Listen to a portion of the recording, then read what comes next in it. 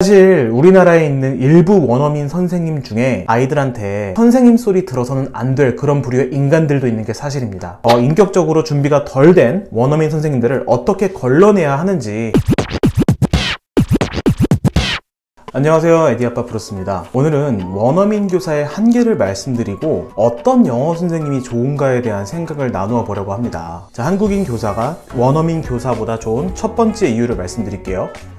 한 사람이 가지고 있는 영어 실력을 자산의 크기라고 생각을 해볼게요. 그러니까 영어를 잘하는 사람은 돈이 많은 거고요, 영어를 못하는 사람은 돈이 없는 상태입니다. 자, 그러면 누가 부자일까요? 영어권에 살고 있는 원어민이겠죠? 가난한 사람은 누구일까요? 비영어권에서 태어나서 영어를 따로 배워야 하는 학습자겠죠? 이해를 돕기 위해 조금 극단적인 예를 들어볼게요. 영어권에서 태어나서 미국이나 영국 같은 노력 없이 영어를 잘하는 사람은요, 영어를 자산의 개념으로 봤을 때 금수저인 겁니다. 비영어권 국가에서 태어나서 영어를 따로 배워야 하는 경우는 흑수저인 거죠. 자, 그럼 이제 가정을 해볼게요. 돈을 벌고 싶어요. 불행하게도 가난한 집안에서 태어났고 물려받은 재산이 없어. 이제 돈을 벌어서 부자가 되고 싶어요. 돈을 벌 수 있는 노하우와 방법이 궁금합니다. 부자에게 돈을 벌 수 있는 노하우를 물어보려고 해요. 두 가지 종류의 부자가 있어요. 첫 번째 부자는 부잣집에서 태어났어요. 한 300억 정도를 물고 태어난 금수저예요. 아빠가 돈이 많아서 태어나면서부터 돈의 절박함이나 소중함이 잘 와닿지가 않아요. 어떻게 돈을 버는지도 모르고요, 그냥 자연스럽게 돈이 많아요. 그리고 자기가 어떻게 돈이 많게 되었는지도 몰라. 두 번째 부자는, 이 사람은 가난한 집안에서 태어났어요. 흑수저예요. 재산을 물려줄 부모님도 없어요. 그런데 이 방법 저 방법 시도하고 열심히 살고 투자하고 성실히 살아서 30억 정도를 벌어낸 자수성가형 부자예요. 여러분이 돈이 벌고 싶어요. 누구한테 노하우를 듣고 싶나요?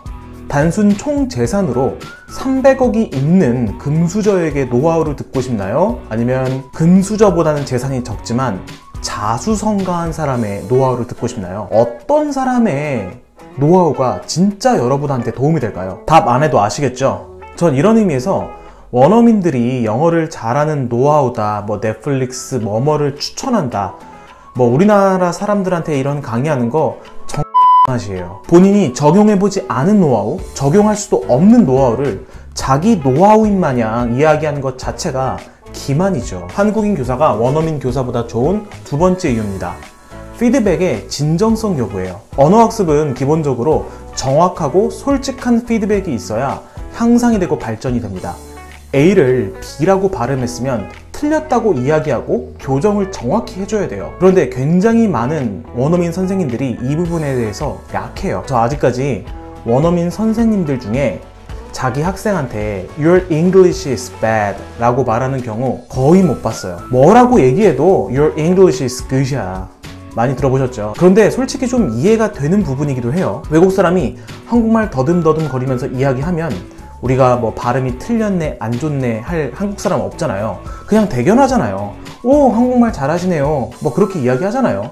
격려의 의미고 좋은 게 좋은 건 알겠는데, 영어를 빠르게 늘고 싶어하는 학습자라면 꼭 한번 생각해 봐야 될 포인트입니다. 일반 영어 회화가 중요하고 문화적인 측면에서 미국, 영국 그 무엇을 배우고 싶다, 이런 측면에서는 원어민과의 교제가 중요하기 때문에 원어민 선생님이랑 수업을 하는 게 분명히 의의가 있어요. 그런데 딱 여기까지입니다. 제가 자신 있게 말씀드릴 수 있습니다. 회화 외의 모든 영역, 듣기, 작문, 독해는요, 자수성가한 부자한테 배우시는 게 좋습니다. 그럼 어떤 영어 선생님이 좋은 선생님일까요? 영어 실력이 다 비슷하다는 전제하에 말씀드릴게요. 한국말을 논리 있게 하고 친절하고 교양 있게 하는 분이 좋은 영어 선생님입니다. 한국말 고급스럽게 하는 분이요, 영어도 고급스럽게 해요. 사실 우리나라에 있는 일부 원어민 선생님 중에 아이들한테 선생님 소리 들어서는 안 될 그런 부류의 인간들도 있는 게 사실입니다. 자기 모국에서 인정 못 받고 할 거 없어서, 할 수 있는 건 영어밖에 없어서 영어 가르치러 한국에 오는 원어민 선생님들 피해야 됩니다. 이 부분에 대해서 진짜 할 말이 많은데 인격적으로 준비가 덜 된 원어민 선생님들을 어떻게 걸러내야 하는지 다음 영상에서 기회가 되면 또 말씀드리도록 하겠습니다. 시청해주셔서 감사합니다. 좋아요와 구독은 큰 힘이 됩니다.